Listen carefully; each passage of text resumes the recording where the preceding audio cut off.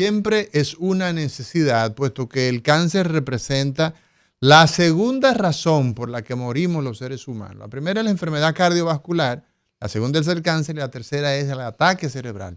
Hoy contamos con la doctora Lisbeth Balbuena, quien es Lisbeth Balbuena. Lisbeth.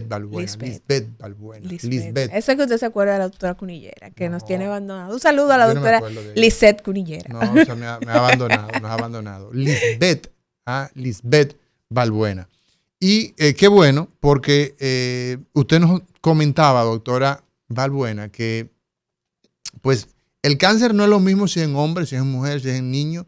¿Qué es lo más frecuente cáncer a nivel pediátrico? Los tumores pediátricos tienen hasta una biología diferente a la que existe en el adulto. Tú vas a encontrar muchas neoplasias de la sangre, leucemias, sí, los hematológicos. Tumores sólidos son frecuentes los sarcomas. Son muy agresivos. Sí, sin embargo, en los adultos, un 1% quizás, o sea, el porcentaje es muy mínimo. ¿De sarcoma? Sí. Pero son más frecuentes como en pediátricos. Y los hematológicos. Diríamos como que se invierte el orden de frecuencia en este sentido. Es más frecuente en niños, pero en adultos entonces son... Es rarísimo, son raros. Son tumores ¿Y los raros. Hematológicos en adultos, sobre todo en los extremos, se hacen más presentes o no? Sí, pero si comparas tumores sólidos a tumores hematológicos, los hematológicos son menos frecuentes que los sólidos. O sea, tenemos menos neoplasias malignas hematológicas que de tumores sólidos. Exacto. O sea, sólidos son los sarcomas. Sólido es cáncer de cualquier órgano. De cualquier órgano. Palpable, pulmón, próstata, mama, colon. Perfecto. Sí.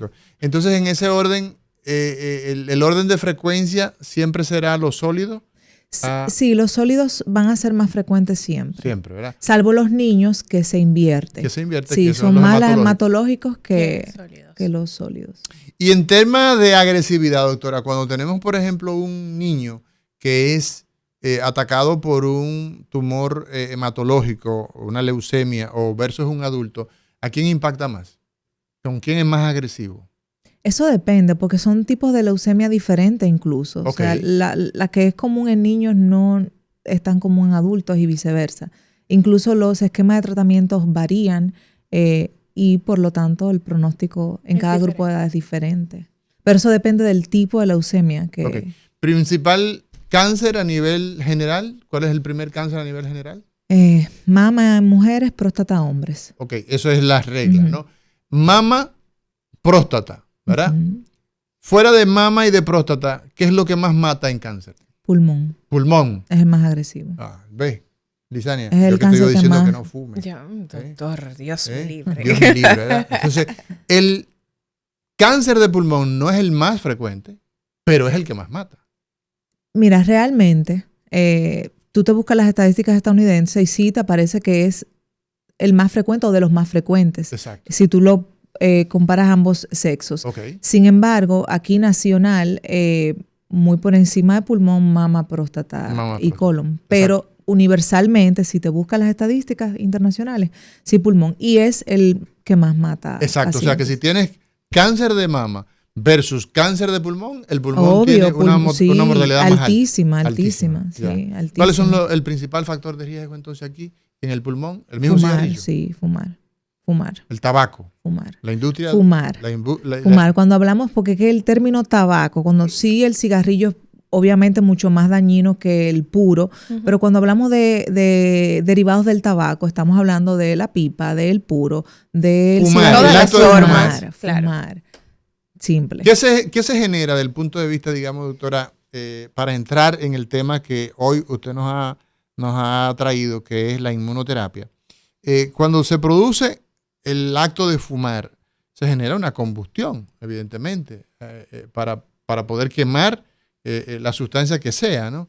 ¿Esto cómo afecta a las vías respiratorias? El daño más importante del cigarrillo es molecular. O sea, no es un problema macroscópico. O sea, es más que produce aductos de ADN, o sea, modifica el ADN de las células y las convierte en malas. Ese es el asunto. O sea, es más profundo de ahí.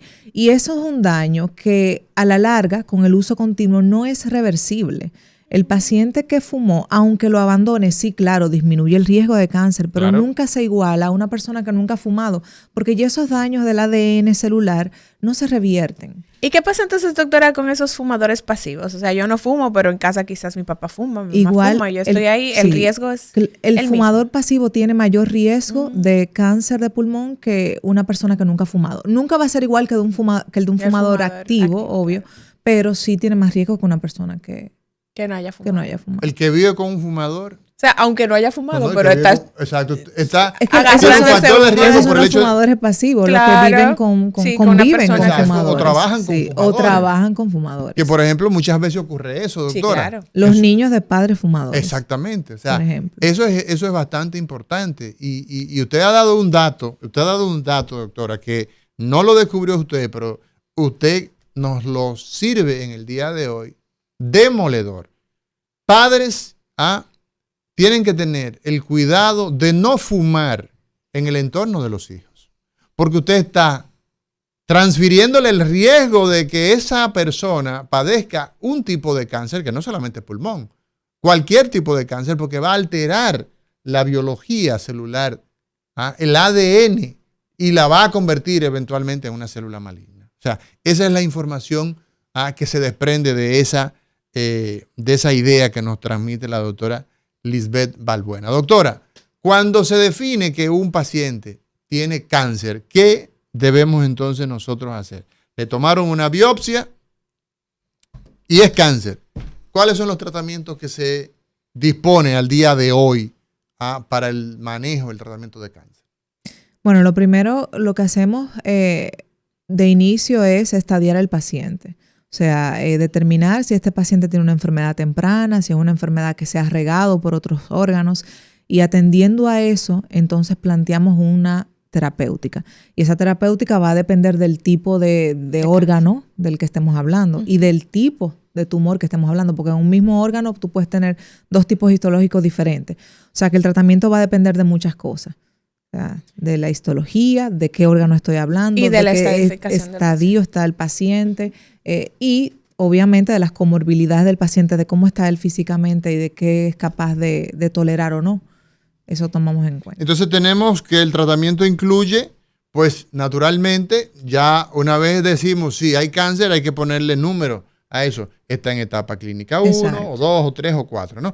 Pero entonces hay un abanico que incluye, esta paciente corresponde o es candidato a hacer cirugía, o a hacer radiación, o hacer quimioterapia o algún otro tratamiento sistémico. Exacto. Entonces, la inmunoterapia, cuando hablamos de inmunoterapia, ¿a qué nos estamos refiriendo?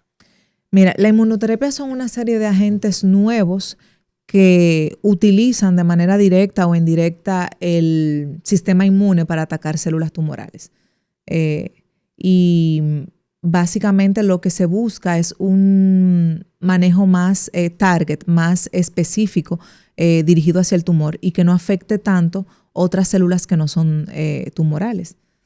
En República Dominicana, ¿hace cuánto estamos ofertando esta opción de tratamiento a los pacientes oncológicos? Si tienes esta información. Sí, el primer agente de inmunoterapia se introdujo ya hace más de 5 o 6 años. Ok. O sea que sí tenemos un par de años. Lo que sí siempre ha estado en dificultad es el acceso, pero sí, ya tenemos más de 5 años, mucho más. Y cuando se oferta esta opción, doctora, ¿se oferta en combinación con las otras formas que ya la gente conoce más, quimioterapia, radioterapia? ¿O se da este tipo de tratamiento solo hasta ver cómo el paciente responde? ¿Cómo se da todo el tema de la elección de este tratamiento para un paciente en específico? Sí, mira, eso depende. La inmunoterapia actualmente tiene indicación en muchos tipos de cáncer, muchos, y para diferentes estadios y con diferente fin. Algunas veces el paciente aplica para un tratamiento solo con inmunoterapia, algunas veces aplica para tratamientos combinados de inmunoterapia con quimioterapia. O sea, va a depender de qué tumor estemos hablando, de la etapa clínica de la que estemos hablando, si es un paciente que se beneficia de eso, porque le hacemos pruebas a los pacientes para ver si se benefician del mismo. Y bueno, así es que más o menos seleccionamos a grosso modo el paciente candidato. Para una persona común de la población que nos está escuchando, decirle inmunoterapia, ¿verdad? ¿cuál sería quizás las palabras clave para que entienda de qué estamos hablando? Inmunoterapia. Terapia inmune. Fármacos que modifican tus células de la defensa para que ataquen el cáncer. O sea, estaríamos entonces hablando de la posibilidad de reforzar el sistema inmunológico a través de esa sustancia, ¿o qué? Mira, me gusta mucho esa pregunta. No me gusta decir que voy a reforzar el sistema inmune, porque los tratamientos oncológicos, y esto es importante, porque confunden mucho.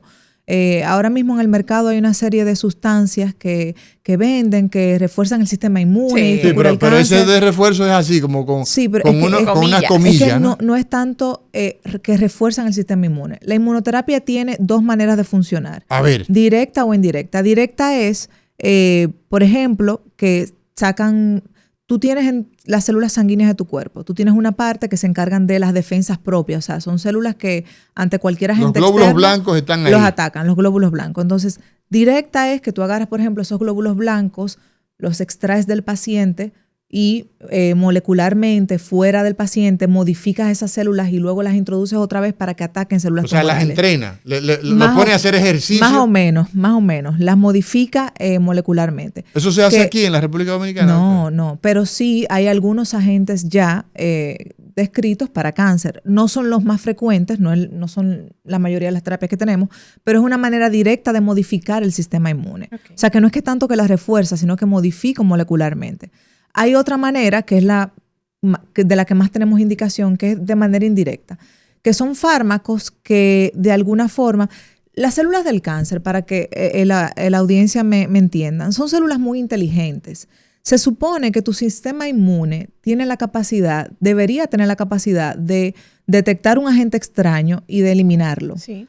Pero las células del cáncer usan muchos mecanismos para esconderse y para no ser detectadas por tu sistema inmune. Entonces hay fármacos que lo que hacen es que quitan ese vendaje, que exponen a la célula tumoral para que tu propio sistema inmune sea capaz de atacar. Entonces eso es lo que hacen los tratamientos. Así que más que un refuerzo, es como contrarrestar los mecanismos de evasión que tiene la célula tumoral, que es muy inteligente. Eso es lo que hacen estos fármacos. Y ya los que están los superiores a eso, que son los que modifican tus propios glóbulos blancos y ya... Bueno, ¿cuáles fueron los primeros en desarrollarse, doctora? Los que modifican este patrón, digamos, que de acción de la línea de defensa, o estos que son los que permiten identificar por nuestro cuerpo cuáles son las células que atacan. ¿Cuáles se desarrollaron primero? ¿Cuáles son más modernos? Bueno, mira, la verdad es que la modificación molecular de las células blancas, eso tiene muchísimos años, eso es muy viejo, eso se ha estudiado muchísimo antes, pero no todas las moléculas o no todos los resultados han sido beneficiosos cuando tú lo pruebas en el paciente in vivo. Uh-huh. Entonces, actualmente los que tenemos en el mercado, los que han demostrado beneficio en el paciente real con un tumor, son los que de manera indirecta actúan, son los que tienen más indicación.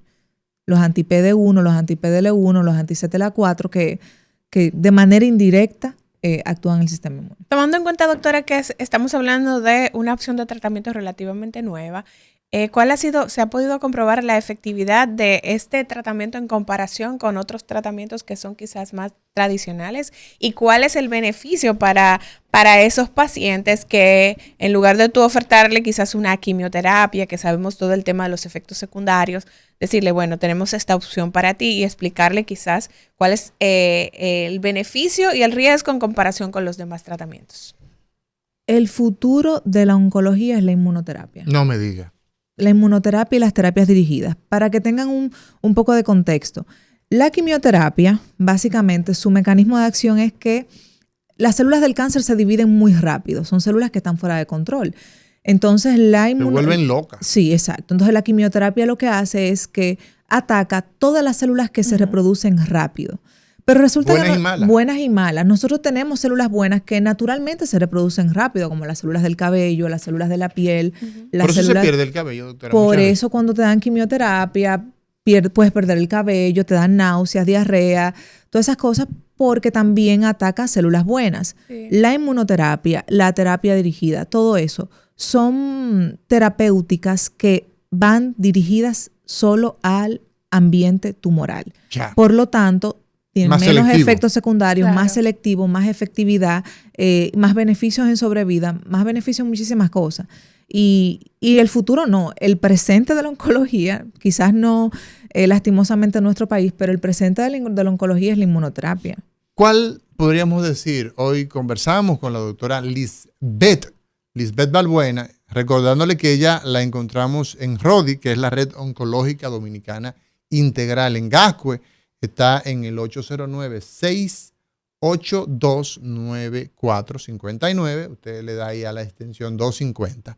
Y también en el 829-745-1245. Doctora, ¿cuál sería quizás la principal limitación de esta terapia que usted ha dicho que es una de las herramientas con las que la ciencia cuenta más prometedora por las características que ha dicho de ser específica, de ser dirigida? ¿Cuáles serían las principales limitaciones que al día de hoy tenemos? Costo y acceso. Costo, acceso, que es prácticamente lo mismo. Aquí. Sí. En este país sí. Es muy costoso Muy costoso. y eso entonces lo limita a acceder a ello. Sí. ¿De qué estamos hablando? Estamos hablando de que una persona convencional no tendría posibilidad de costear este tipo de tratamiento. Ni convencional ni no convencional, convencional. porque estos tratamientos muchos son hasta que el paciente progrese. Exacto. O sea, todavía tú pudieras o tuvieras el poder adquisitivo, es un tratamiento a largo plazo. Exacto. ¿Qué tanto puedes sostener un tratamiento Exacto. todos los meses a largo plazo que te cuesta cuánto? Mucho. Digamos un número. Bueno, pasa el primer agente que fue el pembrolizumab, que se El introdujo pembrolizumab. en el país. Al principio costaba casi $500,000 una aplicación. ¿Y con qué frecuencia se utiliza? Cada 21 días. Cada 21 días. O sea, eso No, va, eso es tenible. O eso sea, va ahora dedicado debe a haber personas aminorado ricas. costos, asumo, Sí. pero igual es mucho. Mucho. Eso es para ricos. Una persona que produce diario $500,000 o $1,000,000, pues puede costearlo. Pero de eso debe haber 0.0% muy cercano, ¿no? Entonces es una tecnología que tiene una gran promesa, pero tiene entonces esos Esa altos limitación. costos. 809-682-9850 es la línea de contacto. Vamos a preguntarle a la doctora Lisbeth Balbuena, oncóloga hoy, sobre inmunoterapia. Adelante. Sí, bueno, los Bueno. desodorantes con diclorohidrato de aluminio. No, o sea, repíteme, príncipe. Los desodorantes con diclorohidrato de aluminio, o sea, aluminio como principio activo, Ujú. son cancerígenos. Nos vamos a una pausa y cuando regresemos usted escuchará la respuesta de parte de la doctora Balbuena. Ya volvemos.